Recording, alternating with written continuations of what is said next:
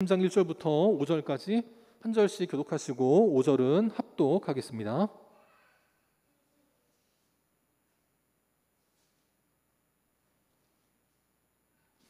출애굽기 3장 1절부터 5절까지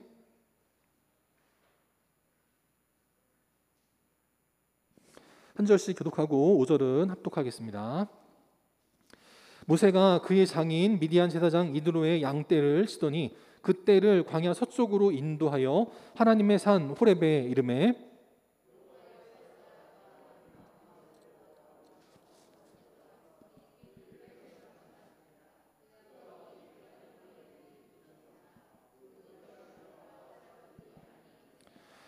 이에 모세가 이르되 내가 돌이켜 가서 이 큰 광경을 보리라. 떨기나무가 어찌하여 타지 아니하는고 하니 그때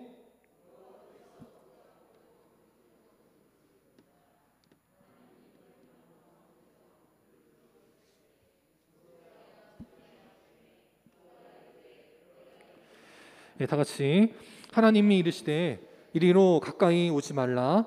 내가 선 곳은 거룩한 땅이니 내 발에서 신을 벗으라. 아멘. 이 시간 신을 벗으면 신이 임한다, 신을 벗으면 신이 임한다라는 제목으로 함께 하나님 말씀 나누도록 하겠습니다. 배구 여러분 재밌게 보셨나요? 아마 이번 주에 가장 우리를 기쁘게 했던 것이 바로 배구였을 텐데, 비록 이제 그 브라질과의 준결승전 또 오늘 세르비아와의 그 3, 4위 결정전은 아쉽게 패배로 끝났습니다. 근데 많은 이들이 예측할 때 우리 한국 여자 배구는 1승밖에 못 거둘 거다, 그리고 탈락할 거다라고 예상을 했는데 그와는 정반대로 일본을 이기고 터키를 이기는 기적 같은 일들이 벌어졌습니다. 근데 그렇게 된 이유는 그냥 우연이 된 것이 아니고 많은 선수들이 정말 피나는 노력이 있었다는 거예요. 그래서 김연경 선수도 보면 허벅지가 핏줄이 터질 정도로 정말 온몸을 다 던졌다는 거예요.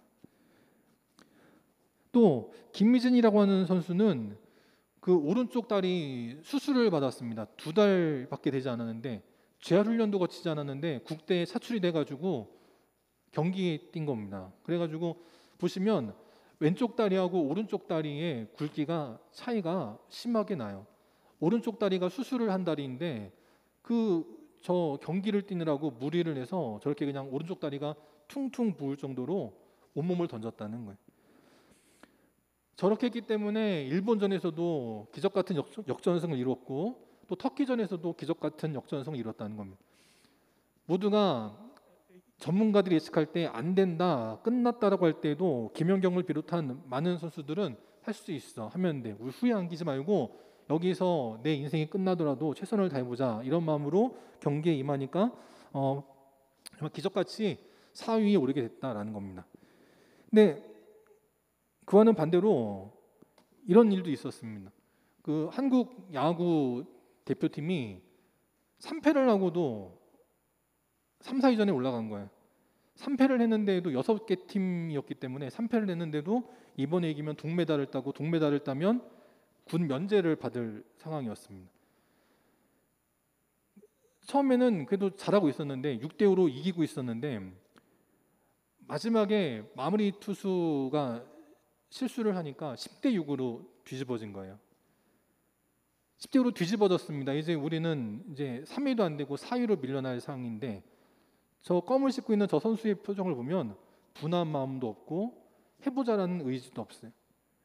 저것 때문에 많은 젊은이들이 욕을 하고 그냥 막 비난을 하고 하더라고요. 저걸 보면 우리에게도 적용할 부분이 있다는 겁니다. 지금 나라가 어렵고 또 어떤 교회가 어렵고 또 어떤 가정이 어려워요.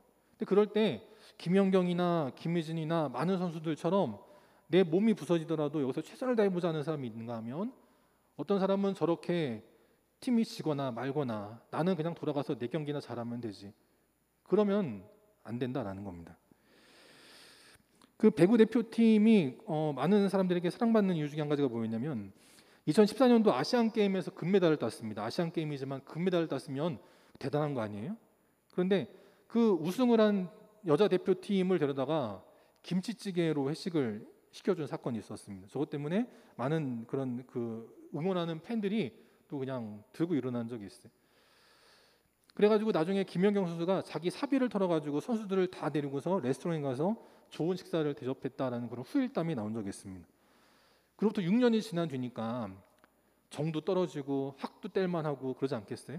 근데 김연경 선수는 그로부터도 6년이 지날 지금까지도 그냥 한결같이 자기 후배들을 위해서, 나라들을 위해서, 또한 그 배구의 발전을 위해서 온몸을 던지고 이제 오늘 이 3, 4위전을 끝마침으로 국대에서는 영원히 은퇴하게 됐다는 겁니다.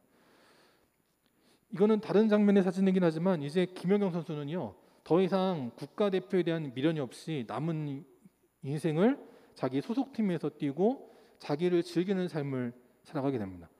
최선을 다하고 떠나가는 자의 아름다운 뒷모습이다라고 싶더라는 거예요. 우리도 언젠가 인생의 마지막을 맞이할 때가 됩니다.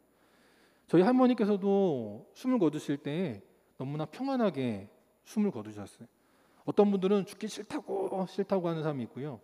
어떤 사람은 너무나 고통스럽게 인생의 마지막을 맞이하는 사람이 있지만 또 어떤 사람은 이제 내가 그렇게 바라던 하나님 품으로 가는구나. 자녀들을 다 키우고 증손주까지 보시고 그렇게 인생의 마지막을 저렇게 김연경 선수와 같이 아름답고 영광되게 마지막을 맞이하는 사람도 있다는 거예요. 우리 영광교회도 저 김연경처럼 또 우리 할머니처럼 또 우리 영광교회 믿음의 선배님들처럼 그렇게 최선을 다할 때 인생의 마지막을 아름답게 장식하는 귀한 인생들이 다 될 수 있기를 주님의 이름으로 축원합니다. 이스라엘에 3대 기피 업종이 있습니다. 첫 번째는 누가 있냐면 세리가 있었어요. 세리는 이스라엘이 다른 나라에게 정복당했을 때, 특별히 로마 같은 민족에게 제국에게 정복당했을 때 세금을 걷어다가 그 정복자에게 세금을 갖다 바치는 일들을 했습니다. 그러다 보니까 민족의 피를 빨아먹는다. 그래서 세리를 매우 끔찍하게 혐오했습니다. 두 번째 어떤 직업이 있냐면 창녀가 있었어요. 창녀는 드러누워서 돈을 번다. 그러니까 일하지 않고 땀 흘리지 않고 편하게 돈을 번다. 그래서 많은 이들이 욕을 하는 직업이었습니다. 그럼 마지막으로 이스라엘의 3대 쓰리 업종이 뭐였냐면 목자였다라는 거예요. 저희 할아버지께서도 제가 어렸을 때 많은 그런 짐승들을 키우셨거든요. 여기도 짐승 키우시는 분들 많이 계셨었잖아요. 근데 이스라엘은 목자를 매우 혐오하는 기피 직종으로 생각을 했습니다. 왜냐하면 이 목자들은 우리와는 다르게 가둬놓고 키우는 것이 아니라 방목을 하다 보니까 집을 떠나서 마을을 떠나서 들판으로 몇 날 며칠 몇 달씩을 다니다 보니까 짐승과 함께 사는 사람들이다 그래가지고 싫어했다는 거예요. 짐승과 함께 사는 것 자체가 문제가 아니고 혈기왕성한 남자들이 집을 떠나서 짐승들을 데리고 멀리 가다 보니까 짐승과 함께 그런 관계를 맺는 잘못된 일이 있었고 또 그것 때문에 매독이라고 하는 성병들이 생기게 됐다는 거예요. 그래서 목자를 굉장히 싫어하게 됐다는 겁니다. 오늘 말씀 출애굽기 3장을 보면 1절에 보니까 모세에 관해서 말씀하고 있습니다. 모세가 이 애굽의 왕자였는데 그 왕자의 자리에서 자기 동족을 구하려고 하다가 결국은 도망자가 되었습니다. 그러면서 그가 택한 일은 뭐였냐면 양떼를 치는 목자가 되었다라는 거예요. 가장 잘 나가던 미래가 전도 유망했던 제국의 왕자가 누명자가 돼가지고 살인자가 돼가지고 도망자가 돼가지고 광야로 쫓겨났는데 거기서도 남들이 가장 싫어하는 양떼를 치는 목자가 되었다라고 하면 그거는 정말 추락 중에 가장 밑바닥까지의 추락이다라고 할 수 있는 거라는 거예요. 어떤 이들은 이런 상황이 되면 스스로 목숨을 끊을 수도 있습니다. 인생을 놔버릴 수도 있어요. 근데 모세는 어떻게 했는가? 오늘 말씀을 통해 함께 살펴볼 텐데 이 모세의 이 모습을 통하여서 우리에게도 우리의 신을 내려놓을 때 하나님의 신, 거룩한 성령이 임하게 되는 하나님의 은혜와 회복이 있을 수 있기를 주님의 이름으로 축원합니다. 첫 번째, 우리가 인생을 포기하지 않고 아무리 절망의 구렁텅이로 빠졌다 할지라도 우리가 끝까지 최선을 다하는 삶을 살 때 어떤 일이 벌어지냐면 가시 떨기나무 같은 인생도 쓰임받게 되는 일들이 벌어지게 된다는 거예요. 1절 다시 보면 모세가 양떼를 치고 그 양떼들을 데리고 광야로 갈 때 자기 양떼를 치는 게 아니고 자기의 장인이었던 제사장 이드로의 양떼를 쳤다라고 말합니다. 이 기간이 자그마치 40년이거든요. 처음에 1년, 2년은 장인의 양떼를 칠 수 있지만 10년, 20년이 지나면 이제 내 양떼가 생겨야 되는 거 아니에요? 처음에는 작은 양떼로부터 시작을 했지만 내가 키우면서 한 마리, 두 마리씩 삭슬 받고 그러면 결국 나중에는 40년이 지난 뒤엔 내 양떼가 생겨야 되는데 난 양떼가 없어요. 여전히 작은 어른의 양떼만 있습니다. 내가 아무리 돈을 불려도 그건 내 돈이 아닌 거예요. 그럼 낙심될 수도 있잖아요. 근데 모세는 아랑곳하지 않습니다. 모세는 이 양떼가 내 양떼건 남의 양떼건 내 돈이건 남의 돈이건 내 영광이건 남의 영광이건 상관하지 않고 모세는 한결같이 40년간 맡겨진 자리에서 최선을 다했다는 거예요. 40년인 걸 어떻게 하느냐? 사도행전 7장에 보니까 이렇게 기록합니다. 모세의 나이가 40이 되매 그 형제 이스라엘 자손을 돌볼 생각이 났더라라고 말하고 있어요. 이때가 바로 애굽의 왕자로서 전성기를 살아갈 때고요. 그 다음 출애굽기 7장 7절에 보니까 모세에게 말할 때 그의 나이가 80세였다라고 말합니다. 그래서 이 광야에서 모세가 40년을 보냈었구나, 이걸 알게 된다는 거예요. 가장 힘들고 어려운 일, 아무리 해도 내 것이 생기지 않는 일, 근데 그 일을 자그마치 모세는 40년간 묵묵하게 감당했다는 겁니다. 그래서 2절에 보니까 하루는 이 모세가 어제 했고 그제 했던 일들을 오늘도 똑같이 변함없이 어제 갔던 그 길을 오늘도 또 걸어가는데 어제와는 다른 새로운 무언가가 일어났다는 겁니다. 그게 뭐였냐면 떨기나무가 있었는데 그 떨기나무에 불이 붙어 있었다는 거예요. 광야는 불이 붙는 경우들이 종종 흔하게 일어납니다. 불이 붙으면 빨리 도망가야지 거기에 머물러 있으면 안 되는 거예요. 그런데 모세는 광야에 나무에 불이 붙었을 때 그걸 유심히 지켜보게 됩니다. 원래는 그 나무가 불타서 없어져야 되는데 사라지지 않고 계속 불이 붙어 있는 걸 신기한 광경을 보았다라는 거예요. 그리고 3절에 보니까 뭐라고 말하냐면 내가 돌이켜 가서 이 큰 광경을 보리라 라고 말해요. 왜냐하면 떨기나무가 어찌하여 타지 아니하는고 라고 하는 궁금증이 생겼기 때문이라는 겁니다. 어린아이하고 어르신들의 차이가 뭔지 아십니까? 어린아이들은요 호기심이 많아요. 그래서 어린아이들은 뭘 하면 낯선 사람이 뭐래도요 가가지고 이렇게 봐요. 저희 애들도 보면은 누가 뭘 하잖아요. 그럼 가서 이렇게 봐요. 뭐 하시지? 물론 걔네들은 이제 뭐 하시지를 안 하죠. 뭐 하지? 이러면서 이렇게 봅니다. 근데 어른들은요 관심이 있어요, 없어요? 별로 없어요. 애기들은 뭔가 새로운 게임을 하거나 새로운 만화를 보면 그게 뭐지? 관심을 갖고 지켜봐요. 근데 여러분들 가운데 누가 게임한다고 지켜보는 분 계십니까? 안 계시잖아요. 뭘 해도 어른이 되면 해탈의 과정에 이르지 않습니까? 다 그게 그거지. 그런 때가 온다라는 거예요. 근데 모세는 80살의 나이가 됐습니다. 근데 그는 모든 걸 주목하고요. 어제와 다른 거를 캐치해내고 어찌하여 이렇게 되었지라고 하면서 자기의 발을 돌이켜 가던 길을 돌아가 그 이유가 무엇인지를 탐구하려고 하는 믿음의 호기심이 있었다는 거예요. 자, 우리 영광교회도 그냥 하던 대로 하는 교회 성도들이 되지 마시고 어제와 다른 오늘의 무엇인가가 있을 때 이것이 무슨 의미가 있는가를 생각하면서 믿음의 호기심을 가지고 주님 앞에 나아갈 수 있는 귀한 믿음의 성도들이 될 수 있기를 바랍니다. 그럴 때 어떤 일이 벌어졌느냐? 2절에 보니까 그 가시떨기나무가 불이 붙었는데도 사그라들지 않고 있었던 이유가 뭐였냐면 바로 그 불꽃 안에 여호와의 사자가 계셨다라는 것을 알게 되었다라는 거예요. 만약에 모세가 주목하지 않고 그냥 갔으면 하나님의 사자가 있어도 만나지 못했을 겁니다. 그러면 너희 신을 벗어라. 신을 벗었을 때 하나님의 성령이 임하는 기적을 경험하지 못했을 거예요.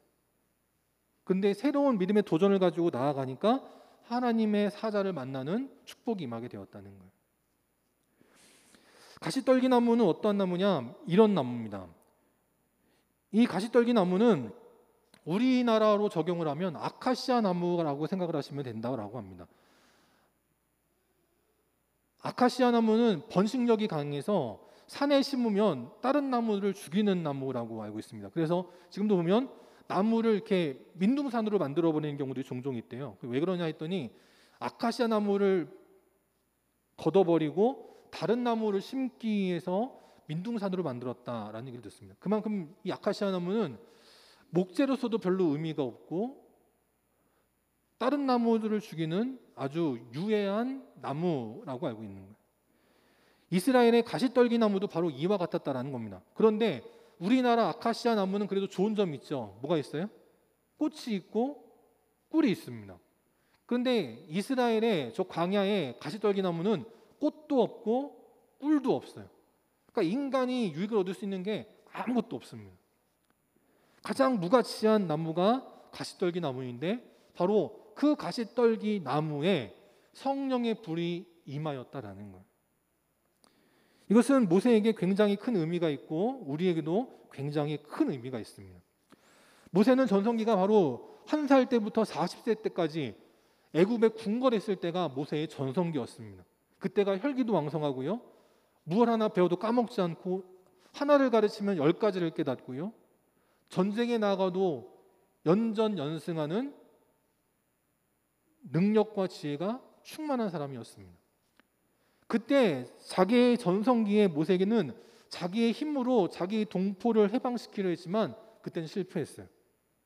그런데 41살부터 80살까지 힘이 빠지고 의지가 빠지고 능력이 빠져서 이제는 더 이상 새로운 무언가를 할 수 없는 그런 나이가 되었을 때에 하나님은 그 80살의 모세를 불러주셨다는 겁니다. 이제는 새로운 걸 뭘 하나 하려고 해도 할 수 없는 그런 때예요. 그때 모세는 자기 인생을 뭐라 말했냐면 게르솜이라고 했습니다. 아들을 낳았는데 그 아들의 이름을 게르솜, 나그네, 나는 이제 빈털터리가 되었어. 집도 절도 없이 떠도는 인생이야 라고 할 정도로 그는 모든 걸 내려놓은 상태가 되었다는 거예요. 심지어는 우리가 지난주에 봤던 출애굽기 2장 23절에 보니까 여러 해 후에 모세가 살인을 저지르고 나서 도망간 뒤 여러 해 후에 몇 년 뒤에 애굽 왕이 죽었다고 말씀을 보았잖아요.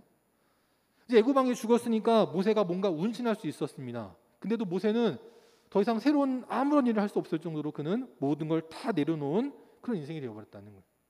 그러고 80을 맞이했어요. 시편 90편에 보면 이렇게 기록이 되어 있습니다. 우리의 연수가 70이요 강건하면 80이라도 라고 하고 있는 거예요. 요즘이야 건강이 좋고 의학이 좋으니까 저희 할머니도 99까지 사셨거든요. 요즘은 그렇지만 그 옛날에 70, 80은 요즘의 70, 80하고는 전혀 다른 의미라는 거예요. 그래서 이 시편의 기자가 뭐라 말했냐면 그 연수의 자랑은 수고와 슬픔뿐이다라고 말합니다. 70을 살건 80을 살건 그거는 결코 자랑할 일이 아니다. 수고와 슬픔뿐이고 우리는 신속히 날아가는 화살 같은 존재다라고 말을 해요. 근데 여러분 이 시편 90편을 누가 썼는지 혹시 아세요? 여러분 성경을 나중에 찾아보시면 시편 90편에 부제가 붙어 있어요. 뭐라고 써 있냐면 하나님의 사람 모세의 기도라고 써 있습니다. 모세가 자기 인생을 뒤돌아보면서 쓴 거예요. 그렇게 아무런 힘도 없는 무기력한 나이가 바로 80이었다는 겁니다. 그게 바로 자기였다라는 거예요. 나는 이제 이렇게 살다가 죽겠지. 나는 이제 끝났지. 그런데 하나님은 나는 이제 끝났어 라고 생각했던 그 모세에게 찾아와 주셔서 타지 않는 영원한 성령의 불을 주심으로 말미암아 그가 기도할 때 애굽에 10가지 재앙이 내리고 심지어는 그 거대한 홍해가 갈라지게 되고 반석을 치면 생수가 터져 나오고 기도할 때 전쟁에서 이기게 되고 만나가 내리고 메추라기가 내리는 놀라운 기적을 경험하게 되었다는 거예요. 그게 20살, 30살, 40살 혈기왕성하고 능력 있을 그때가 아니고요. 가장 힘이 빠진 그 80살에 죽음을 앞둔 그 나이에 이런 일들이 이루어졌다라는 거예요. 그리고 하나님께서 모세에게 나타나실 때도요. 나중에 출애굽기 19장에 가면 십계명을 주시고 율법을 주시고 장막에 관한 것을 계시하실 때 어떻게 임하셨냐면 먼저 연기가 자욱하게 되고 불이 임하여 그 가운데 여호와가 임하시게 되었고요. 소리로는 어떤 일이 있었냐면 온 땅이 진동하는 소리가 나고 나팔 소리가 커지게 되었다고 말합니다. 우리로 말하면 빵빠레가 울리는 것 같은 그런 순간인 거예요. 하나님이 모세에게 나타나실 때 이렇게 나타나시면 얼마나 좋아요? 근데 맨 처음 나타나실 땐 가장 볼품없는 떨기나무에 불꽃으로 임하셨다라는 거예요. 우리에게 굉장히 큰 의미가 있고 소망이 있다는 겁니다. 나는 부족해도, 나는 보잘것없어도 우리에게 하나님이 임하시면 우리는 결코 약하지 않고 지치지 않고 쓰러지지 아니하는 하나님의 능력이 임하는 하나님의 거룩한 사람이 될 것이다라고 하는 소망을 주셨다라는 거예요. 우리 영광교회 믿음의 성도들도 우리가 비록 가시떨기나무 같이 아무것도 할 수 없는 연약한 존재라 생각이 된다 할지라도 우리가 하나님의 임재를 사모함으로 하나님의 임재가 임할 때 나도 모세와 같이 쓰임 받을 수 있다라는 소망을 가지고 나아가는 겨우도 복된 성도들이 될 수 있기를 바랍니다. 이 가시떨기나무하고 또 다른 나무지만 비슷한 취급받았던 나무가 뭐가 있냐면 시띠나무라고 하는 겁니다. 시띠나무, 이 시띠나무가 성경에서 또 다른 말로 뭐라고 써 있냐면 조각목이라고 기록이 되어 있고요. 이게 우리나라 말로 번역을 하면 바로 그 아카시아 나무가 되는 겁니다. 이스라엘에도 아카시아 나무가 있었어요. 근데 이 아카시아 나무도 그 가시떨기 나무처럼 아무 쓸모없는 나무였습니다. 근데 하나님은 그 아무 쓸모없는 나무를 무엇을 만드는 재료로 사용하셨냐면 하나님의 언약궤를 만드는 재료가 되게 하셨다는 거예요. 가구를 만드는 데도 쓰지 못하고 아무 볼품없는 그런 조각목 시띠나무였지만 하나님은 그 시띠나무를 잘라다가 궤를 만들게 하시고 그리고 그 위에 순금을 바르게 하시고 무엇보다도 그 언약궤 안에 하나님의 거룩한 생명의 말씀을 담아두는 귀한 도구로 사용해 주셨다라는 거예요. 그렇다면 우리 영광교회도 저도 여러분도 성령의 불이 임하는 그 순간 또 말씀의 금이 임하는 그 순간 우리는 세상에 무엇과도 바꿀 수 없는 귀하고도 복된 교회와 성도들이 되게 하실 줄 믿습니다. 두 번째, 우리는 또 무엇을 알아야 되느냐? 주님께서 우리를 부르실 때에는 위로가 있다라는 거예요. 누군가가 우리를 부를 때 혼내기 위해 부르는 경우도 있잖아요. 근데 주님의 부르심에는 위로가 있다라는 거예요. 오늘 모세가 가시떨기나무에 불이 붙은 걸 봤습니다. 근데 그 불이 사그라들지 않고 나무가 없어지지 않고 계속 불이 붙어 있는 걸 보면서 신기한 나머지 무슨 현상인지를 보기 위해서 가까이 다가가게 됩니다. 모세가 가까이 다가갈 때 의기양양하게 씩씩하게 걸어갔을까요? 아닙니다. 조심조심 살금살금 혹시 나한테 불똥이라도 튀진 않을까? 그런 마음으로 살금살금 다가갈 거예요. 그렇게 살금살금 다가오는 그 모세를 누가 보셨냐면 여호와께서 보셨다라고 말해요. 오늘 예배의 자리에 정말 소망을 가지고 기쁨을 가지고 나온 이들도 있습니다. 또 어떤 분들은요 낙심이 되고 절망이 되는 가운데 나온 분들도 있을 수 있어요. 또 어떤 분은 그냥 아무 생각 없이 나올 수도 있습니다. 근데 우리가 주님 앞에 나오는 그 모습을 누가 보고 계세요? 바로 만군의 주 여호와 하나님께서 보고 계십니다. 그럼 우리는 이 자리에 나올 때 더 이상 염려하고 낙심할 필요가 없는 거예요. 나의 모습이 연약하면 연약한 대로, 나의 믿음이 부족하면 부족한 대로 보고 계시지만 그렇게 연약했던 모세도 능력 있게 사용하신 하나님이 우리를 만나 주실 때 우리는 하나님의 귀한 믿음의 자녀가 될 수 있다는 소망이 생기게 될 줄 믿습니다. 그러나서 보니까 그렇게 그냥 살금살금 다가오는 그 모세를 보실 때 하나님이 모세야, 모세야라고 부르세요. 성경은 지금처럼 값싼 종이로 쓰여지지 않았습니다. 짐승의 가죽을 말려서 만들다 보니까 잘못하면 이 가죽이 뒤틀려져서 글씨를 쓸 수 없기 때문에 종이 한 장을 만들려면 가죽으로 종이를 만들려고 그러면 어마어마한 돈이 들어갑니다. 그래서 한 장의 가죽으로 글을 쓰려고 그러면 요즘 가치로 말하면 1억의 가치가 필요하다라는 얘기도 합니다. 그러니까 성경을 한 장 쓸 때는 그냥 된 게 아니에요. 성경 한 장에는 1억 원 정도의 가치를 들여가지고 썼다라는 겁니다.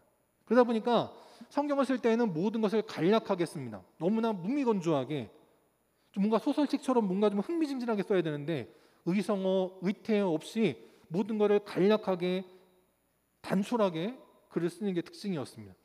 그런 가운데에도 반복했다라고 하는 것은 굉장히 큰 의미가 있다라는 거예요.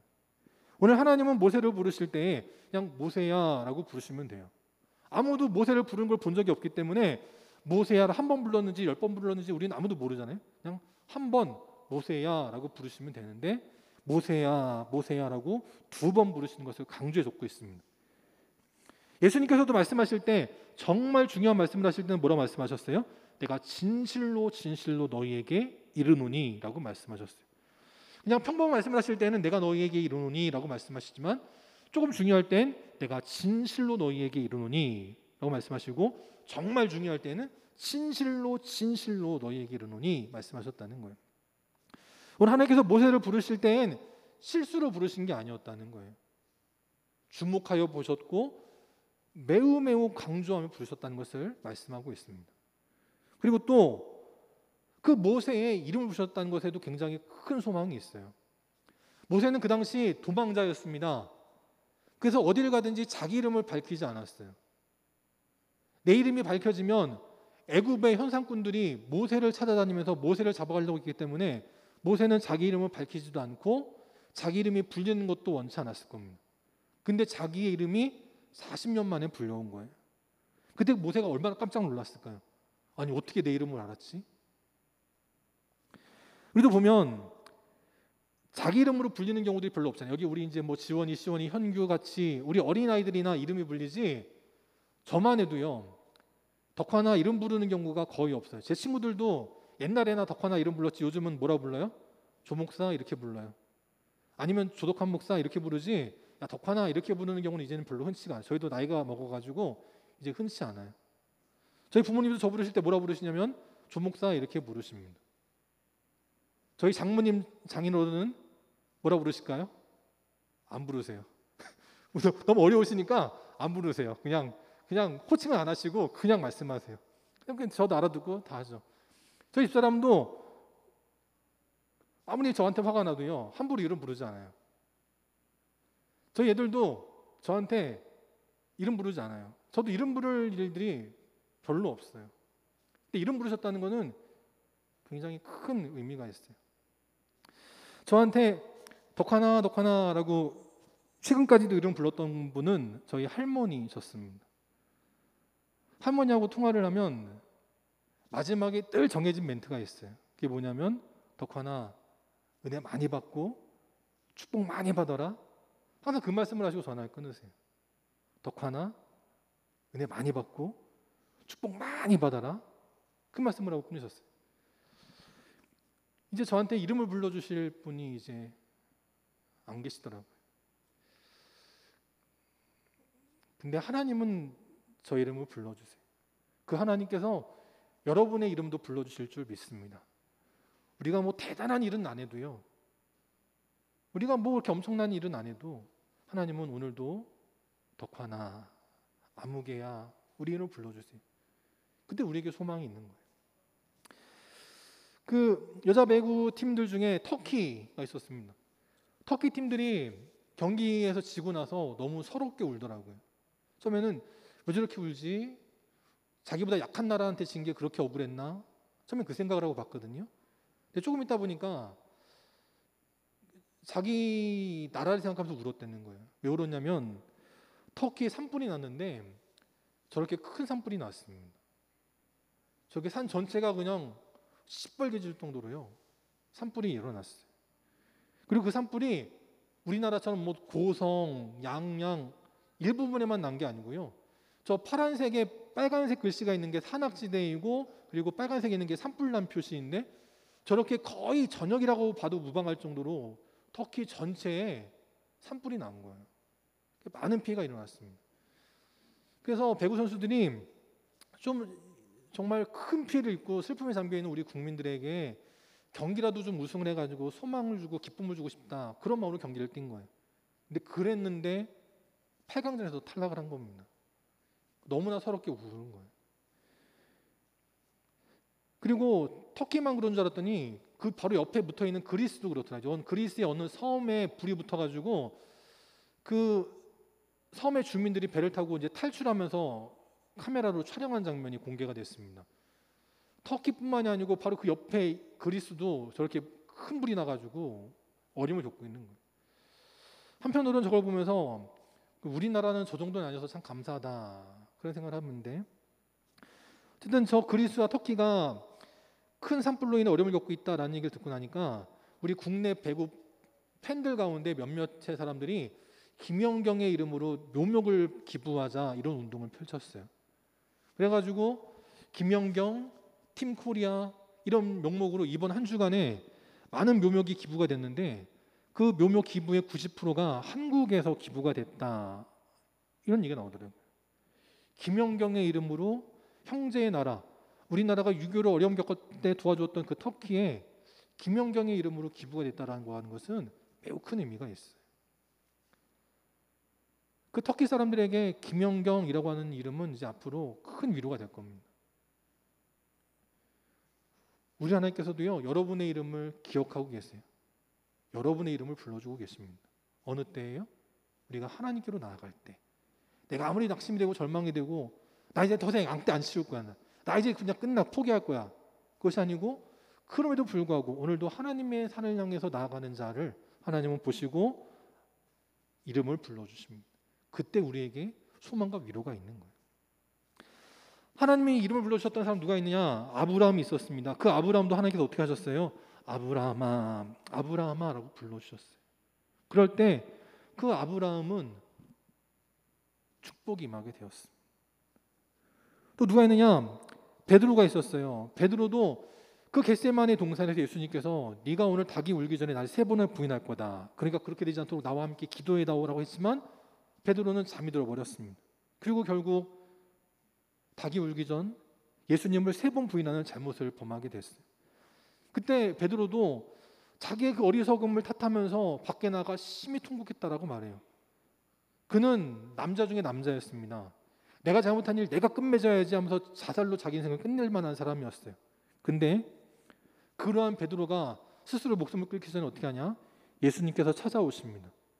그리고 밤새도록 그물질을 했지만 아무런 물고기 하나 낚지 못하고 피곤하고 굶주려 있던 그 베드로를 어떻게 예수님이 조반을 먹이셨다라고 말씀을 해요. 내 힘으로는 빈털터리가 되었는데 우리 주님의 말씀에 순종할 때 물고기가 153마리를 잡게 되고 그때 예수님은 그 베드로를 먼저 조반을 먹이셨다라는 거예요. 주님은 우리가 괴롭고 힘들 때 우리의 어려움을 아시는 분입니다. 우리가 부족할 때 우리의 부족함을 채워주시는 분이라는 거예요. 그러고 나서 그 주님이 뭐라 말씀하시냐면 네가 이 사람들보다 나를 더 사랑하느냐라고 물어보세요. 그리고 그 앞에 뭐라고 합니까? 요한의 아들 시몬아라고 물어보세요. 예수님은 그 시몬이 낙심하고 절망해 있는 상황을 아셨기 때문에 그 이름을 부르시고요. 네가 나를 사랑하느냐라고 물어요. 바로 3일 전에 예수님을 부인하고 도망갔던 놈인데 네가 나를 사랑하냐라고 물으시고 베드로도 뻔뻔하게 내가 주님을 사랑하는 줄 주님께서 아시나이다 라고 말할 때 야 이놈아 입에 침이나 바르고 이런 말을 해라 하실 텐데 그러지 않으시고 뭐라 말씀하시냐면 내 어린 양을 먹이라 라고 말씀을 해요. 오늘 주님께서 우리 이름을 불러주실 때 우리나라의 이름을 불러주실 때 우리 교회의 이름을 불러주실 때 우리에게 참된 위로가 임하게 될 줄 믿습니다. 세 번째, 그럼 우리는 어떻게 되느냐? 주님께서 우리를 부르실 때에 그에 따르는 결단이 필요하다라는 거예요. 오늘 하나님께서 모세를 부르셨습니다. 그러면서 뭐라 말씀하시냐면 내가 선 곳은 거룩한 땅이니 내 발에서 신을 벗으라 라고 말씀을 하세요. 제가 이렇게 평일에 있을 때는 슬리퍼를 신고 돌아다닐 때가 있습니다. 근데 슬리퍼를 신는데 어느 날 갑자기 발이 이렇게 따끔따끔한 거예요. 그래서 뭐지? 내가 운동을 하다가 뭐 다쳤나? 그래가지고는 있는데 하루는 씻을 때 보니까 발바닥에 피가 나고 그 다음에 이제 딱지가 진 거예요. 왜 이렇게 됐지? 근데 생각해 보니까 신발을 신고 다닐 때 따끔따끔했던 기억이 나가지고 신발에 뭐가 있나 해가지고는 신발을 가져와가지고 신발 밑창을 본 적이 있어요. 그랬더니 가시가 박혔던 거더라고요. 가시가 박혔는데 그걸 모르고 그 신발 계속 신고 다니니까 힘이 강하게 들어가면 그 가시가 발을 찔러서 따끔따끔했던 거고 더 심하게 이렇게 쾅 했을 때 그 가시가 발을 찔러가지고 상처가 나서 딱지가 맺힌 거더라고요. 광야에 가면 가시 같은 거는 이루 말할 것도 없고 돌멩이조차도 저렇게 파쇄석 같이 매우 날카롭고 다치면 큰일 나는 그런 위험한 것들이 많이 있습니다. 그래서 광야에서 신발이라고 하는 것은 내 삶을 지켜주는 아주 중요한 호신구라는 거예요. 근데 하나님은 바로 그 위험한 광야에서 너의 신발을 벗으라 라고 말씀하고 계십니다. 이제까지는 내가 내 몸을 지키려고 했다면 하나님 말씀에 순종할 때 신발이 나를 지켜주는 게 아니고 하나님의 은혜와 성령으로 내 삶을 지켜주실 것이기 때문에 신발을 벗으라 라고 말씀하셨다는 거예요. 두 번째, 신발을 벗을 때 의미가 뭐가 있느냐? 룻기 4장 7절에 보니까 어떤 계약을 무르거나 또 어떤 계약을 확정할 때 내 신발을 벗어서 상대방에게 주는 것으로 계약을 확정짓거나 계약을 파기하는 경우도 있었다는 거예요. 그러니까 신이라고 하는 것은 나의 권리를 상징하는 또 다른 상징이기도 했다는 겁니다. 그 신발을 벗는다고 하는 것은 나의 권리를 포기하는 것과 마찬가지라는 거예요. 그래서 그 당시에 노예들은 특징이 있는데 그게 뭐냐면 바로 신발이 없었다는 겁니다. 주인은 신발이 있고 노예는 신발이 없는 거예요. 그러니까 신발을 벗으라는 얘기는 나의 권리를 포기하고 난 이제 하나님의 종으로 살겠습니다 라고 하는 의지의 표현이라는 거예요. 그러니까 하나님은 더 이상 이제 내가 내 힘으로 사는 것이 아니라 하나님의 종으로 살기를 원하시는 마음으로 너의 신을 벗으라 라고 말씀하셨다는 거예요. 하나님께서 아브라함을 부르실 때도 이렇게 부르셨습니다. 아브라함에게 너의 고향과 친척과 아버지의 집을 떠나라 라고 말씀하셨어요. 지금이야 이사나 이민이 쉽지만 그 옛날에 내 동네를 떠난다고 하는 것은 죽음을 상징하는 일이었습니다. 그런데 하나님은 아브라함에게 너의 고향과 친척과 아버지의 집을 떠나 다른 나라로 가라 하셨다는 것은 신을 벗으라는 것과 마찬가지였다는 거예요. 그렇게 하나님의 부르심에 순종해서 내 신을 벗고 내 삶의 모든 그런 보호장치를 벗어버릴 때 하나님 어떤 축복을 주시냐면 창세기 10장 2절 바로 그 다음 절에 보니까 너로 큰 민족을 이루고 너의 이름을 창대하게 하리니 너는 복이 될지라 라고 말씀하셨다는 거예요. 우리가 하나님 말씀에 순종할 때 이러한 복이 임하게 될 줄 믿습니다. 여기서 오래 사신 분들 계시면 우리 안종기 집사님도 이제 철원 땅에 오셔가지고 새로운 사업을 시작하시는데 그 학원 이름이 뭐라고요? 집사님 말고 에쉐르입니다. 에쉐르. 무슨 뜻이냐면 복이라는 거예요. 복. 그동안 내가 살던 도시를 떠나서 낯선 땅으로 오지만 그곳에서 새로운 믿음의 도전을 할 때 내 신을 벗고 내 경험과 내 모든 것을 내려놓고 하나님 말씀에 순종할 때 너는 복의 근원이 되게 하시는 역전의 은혜가 임하게 될 줄 믿습니다. 창세기 22장 2절에 보니까 하나님 또다시 아브라함에게 또 한 번의 신발을 벗으라고 말씀을 하세요. 이게 뭐냐면 너희 사랑하는 독자 이삭을 번제로 드리라 라는 겁니다. 늦은 나이에 뭔 늦둥이가 그렇게 이쁘다고 하고요. 자식보다 손주가 더 이쁘다고 하잖아요. 아브라함은 100세의 나이에 아들을 얻었습니다. 그것도 첫 번째 낳은 아들이 자기의 본부인으로부터 낳은 첫 번째 아들이었습니다. 얼마나 이쁘고 얼마나 사랑스러웠겠어요. 근데 하나님은 그 독자를 번제로 드리라 라고 말씀을 하세요. 그때 아브라함은 못 들은 척하지 않았어요. 하나님 주셔놓고 가져가라 하시면 어떡합니까? 저 안 드릴래요 하지 않고요. 그는 지체 없이 그 다음날 새벽 일찍 일어나 독자를 데리고 제사를 드리기에 떠났다는 거예요. 그럴 때 하나님은 너의 독자도 아끼지 아니하였은즉 그 자녀가 어떻게 되게 하시느냐? 씨가 크게 번성하여 하늘의 별과 같고 바닷가의 모래와 같게 하리니 너의 씨가 그 대적의 성문을 차지하리라 라고 말씀하셨어요.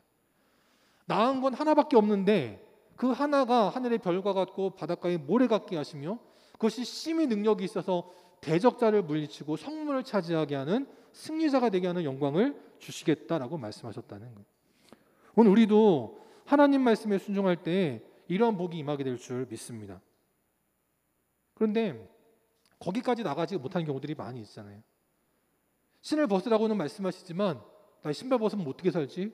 가시에 찔리는 거 아니야? 돌멩이 잘못 밟았다가 나 다치는 거 아니야? 그렇게 낙심해도 절망이 될 때 있어요. 그래도 주시는 은혜가 있기는 있습니다. 제가 어렸을 때 회를 먹으러 가면 저는 회는 별로 안 좋아했고요. 뭘 좋아했냐면 스키다시를 좋아했습니다. 그 중에서 제일 좋아했던 건 뭐였냐면 콘버터를 좋아했어요. 아시죠? 옥수수에다가 치즈랑 버터 넣어가지고 주는 거 있잖아요. 혹시 여러분 저랑 나중에 저기 식당 가실 일 있으면 저한테 뭘 주시면 돼요? 콘버터를 주시면 돼요. 저는 지금도 콘버터 되게 좋아하지만 지금은 이제 살 때문에 좀 덜 먹는 거지 옛날이나 지금이나 전 그걸 좋아했습니다. 저는 일식당에 가면 회는 별로 관심이 없고요. 스키다시로 콘버터하고 튀김만 배불리게 먹으면 좋았습니다. 더 주세요 했는데 더 주시면 좋은 식당이고요. 더 주세요 했는데 없어요 그러면은 나쁜 식당, 다시는 안 갈 식당이 되는 겁니다. 또 뷔페에 가도요. 아주 그 뭐 5성급 호텔 이런 뷔페에 가보면 아주 눈이 휘둥그레지는 음식들이 많이 나오잖아요. 근데 제가 어렸을 때 뷔페에 가면 저는 먹는 게 뭐였냐면 탕수육, 스파게티를 주로 먹었습니다. 어머니가 부모님께서 뭐 이렇게 먹으라 하시면은 늘 가가지고 가져오는 게 탕수육하고 스파게티하고 그걸 잔뜩 갖고 와요. 그럼 부모님이 좋아하실까요? 싫어하실까요? 싫어하세요. 어느 곳에 가면 거기서 먹어야 될 음식이 있어요. 다른 것도 있지만 꼭 먹어야 될 게 있습니다. 이 식당에 갔으면 회를 먹어야죠. 뷔페에 갔으면 거기에 시그니처 메뉴를 먹어야 되는 거예요. 근데 엉뚱한 것만 잔뜩 먹고 오면 배는 부르지만 진짜 맛은 못 느끼고 오는 거 아니겠습니까? 그러니까 교회 나올 때에도 마찬가지예요. 그냥 올 수 있어요. 그냥 왔다가 참석하고 마음의 위로받고 돌아갈 수 있어요. 근데 여전히 내 신발을 벗지 않으면 우리 하나님께 쓰임받는 인생이 되지 못해요. 그런데 아무리 두렵고 떨리지만 내 인생으로 내 생각으로는 안 될 것 같지만 하나님께서 너의 신을 벗으라 말씀하실 때 그 신을 벗는 인생은 하나님께서 책임져 주시는 복된 인생이 되게 하실 줄 믿습니다. 그러면 스키다시로는 누릴 수 없는 참된 맛을 느끼게 되는 거예요. 그럴 때 어떤 복을 주시냐면 우리의 인생에 새로운 인식이 생기는 거예요. 그 전까지 모세가 양떼를 치던 광야는요 냄새나는 곳이었습니다. 저도 우리 철원에 오고 나서 어느 교회를 갔는데 뭐 일이 있어가지고 교회를 갔는데 냄새가 좀 많이 나는 거예요. 그래서 목사님께 목사님 여기 교회 냄새가 나요 그랬더니 옆에 그게 있어서 그렇다는 거예요. 그때는 여름도 아니었는데 여름이 되면 정말 힘드시겠네요. 그러고 왔거든요. 모세는 광야를 40년간을 누볐지만 그 광야는 냄새나고 언제 똥이 밟힐지 모르는 그런 지뢰 같은 땅이었습니다. 마지못해 죽지 못해 밟고 다니고 살던 곳이 광야였어요. 40년간의 그 광야는요 아무런 소망이 없는 땅이었어요. 근데 그에게 하나님이 부르시고 하나님께서 너의 신을 벗으라 하실 때 그 신을 벗는 그 순간 그 광야는 더 이상 냄새나는 똥이 가득한 그런 지뢰밭 같은 땅이 아니고요. 이제는 내 사랑하는 민족을 애굽에서부터 건져내어 축복의 땅 가나안으로 인도하는 천국으로 가는 순례의 여정이 되게 하셨다라는 거예요. 오전에 하나님께서 모세에게 이렇게 말씀하십니다. 내가 선 곳은 거룩한 땅이다라고 말씀을 합니다. 우리 영광교회 믿음의 성도들도 내 경험이라고 하는 신을 벗어내릴 때, 나의 신념이라고 하는 신을 벗어내릴 때, 내가 가진 재산이라고 하는 신을 벗어내릴 때 내가 발을 딛고 사는 이 땅이 거룩한 땅이 되게 하실 줄 믿습니다. 남들이 경험하지 못하는 새로운 하나님의 일들을 경험하게 하는 복된 인생들이 되게 하실 줄 믿습니다. 오늘도 내 신을 벗고 하나님의 신이 임하기를 위해서 기도할 때 성령 충만하여 하나님과 함께 귀한 일들이 일어나가고 죽어가는 영혼들을 복된 땅으로 인도해 나가는 선한 목자 같은 귀한 믿음의 인생들이 다 될 수 있기를 주님의 이름으로 축원합니다. 함께 시간 620장 함께 찬양하시고 축도로 이바치도록 하겠습니다.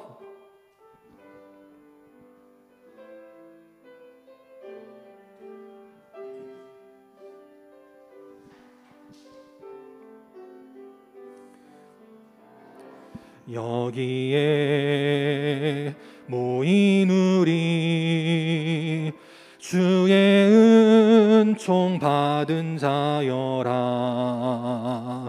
주께서 이 자리에 함께 계심을 아노라. 언제나 주님만을, 언제나 주님만을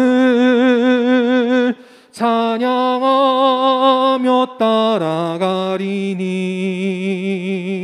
시험을 당할 때도 함께 계심을 믿노라. 아멘. 이 믿음 더욱 굳세라. 주가 지켜주신다. 어두운 밤에도 주의 밝은 빛 인도하여 주신다. 주님이 뜻하시니 헤아리기 어렵더라도 언제나 주 뜻 안에 내가 있음을 아노라. 사랑과 말씀들이 나를 더욱 새롭게 하니 때로는 넘어져도 최후 승리를 믿노라. 이 믿음 더욱 굳세라. 주가 지켜주신다.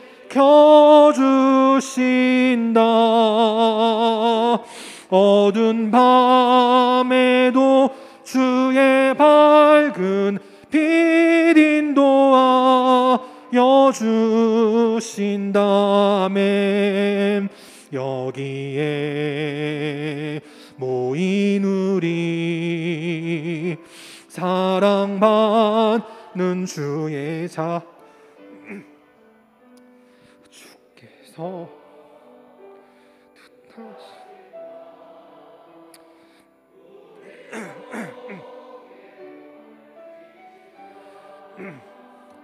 고통과 슬픔 중에 더욱 주님을